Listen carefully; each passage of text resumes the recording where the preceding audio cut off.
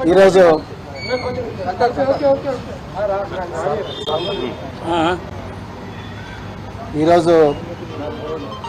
తెలంగాణ మాజీ ముఖ్యమంత్రి శ్రీ పెద్దలు గౌరవనీయులు శ్రీ కేసీఆర్ గారిని కలిసినందుకు చాలా ఆనందంగా ఉంది. మరి ఈ తెలంగాణనే కాదు యావత్ భారతదేశం కూడా ఈరోజు లౌకికత్వం అంటే సెక్యులరిజం లౌకికత్వం ప్రమాదంలో ఉన్నది. మరి భారతీయ జనతా పార్టీ చాలా పెద్ద ఎత్తున కుట్రలు చేస్తూ ఉన్నది దేశాన్ని చిన్నభిన్నం చేయడం కోసం. మరి పూర్తిగా రాజ్యాంగాన్ని రద్దు చేయాలనే కుట్ర చేస్తూ ఉన్నారు. సో ఆ పరిస్థితుల్లో మరి సెక్యులర్ పార్టీ అయినా మరి సెక్యులర్ భావాలు కలిగి సెక్యులరిజాన్ని నిరంతరం కాపాడిన మరి భారతీయ రాష్ట్ర సమితి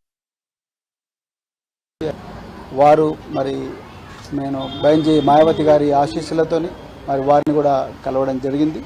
సో ఈ తెలంగాణలో ఈ రాజ్యాంగానికి ప్రమాదం ఏదైతుందో లౌకికత్వానికి ఏదైతే ప్రమాదం ఉందో ఈ బీజేపీ నుంచి తర్వాత మరి ఈ మధ్యనే కాంగ్రెస్ కూడా మరి బీజేపీ లాగానే మారుతూ ఉన్నది. ఈ రెండు పార్టీల నుంచి ముప్పు నుండి మరి తెలంగాణను కాపాడడం కోసం మరి మేము అంటే బహుజన్ సమాజ్ పార్టీ మరి భారతీయ రాష్ట్ర సమితితో కలిపి మరి పార్లమెంట్ ఎలక్షన్లలో కలిసి పనిచేయాలని ఇప్పుడే మరి పెద్దలు గౌరవనీయులు కేసీఆర్ గారి దగ్గర మరి మాట్లాడడం జరిగింది. మరి తప్పకుండా మరి ఇంతకుముందు మీరు అన్నట్టుగా సీట్ల సర్దుబాటు విషయం ఏదైతే ఉందో ఈ షీట్ షేరింగ్ విషయం అయితే మళ్ళీ మేము మా అధిష్టానానికి నివేదిస్తాం. అదేవిధంగా మరి మన మాజీ ముఖ్యమంత్రి గారు తప్పకుండా బైంజీ గారితో కూడా మాట్లాడతారు. సో దాని తర్వాత మరి ఇరు వర్గాలు ఇరు పార్టీలు ఒక నిర్ణయానికి వచ్చి తర్వాత తప్పకుండా తెలంగాణలో ఈ స్నేహం అనేది తప్పకుండా తెలంగాణ ప్రజల జీవితాలను మారుస్తుంది. తెలంగాణ ప్రజల విలువలను ఏదైతే గంగా జమున తహజీబ్ అని అంటున్నామో ఆ విలువలను ఆ సంస్కృతిని తప్పకుండా కాపాడుతుంది. బహుజన వర్గాలందరి జీవితాలు బాగుపడతాయి. ఇలా నిరుద్యోగులు సంతోషంగా లేరు.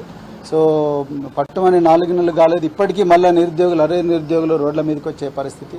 అదేవిధంగా పెద్ద ఎత్తున ఈ లౌకికత్వానికి తూట్లు పొడిచే సంస్కృతి అనేది మరి తెలంగాణలో వస్తూ ఉన్నది. అందుకొరకే ఈ స్నేహం అనేది ఈ ఐకమత్యం అనేది రాబోయే రోజుల్లో తెలంగాణ సమాజాన్ని చాలా గొప్పగా మార్చబోతున్నది. సో చాలా చాలా ఆనందంగా ఉంది అలా మరి ఈ విషయం మీతో మాట్లాడుతున్నందుకు. తప్పకుండా తెలంగాణ ప్రజలు దీన్ని ఆస్వాదిస్తారు ఆశీర్వదిస్తారని చెప్పేసి నేను కోరుకుంటున్నాను. కేసీఆర్ గారు మరి ఈ సమయం మాకు ఇచ్చినందుకు మరొకసారి ధన్యవాదాలు. అన్ని అంశాల్లో కలిసి పనిచేస్తారు రెండు పార్టీలు. ఇప్పుడు పార్లమెంట్ ఎలక్షన్స్ చెప్తాం.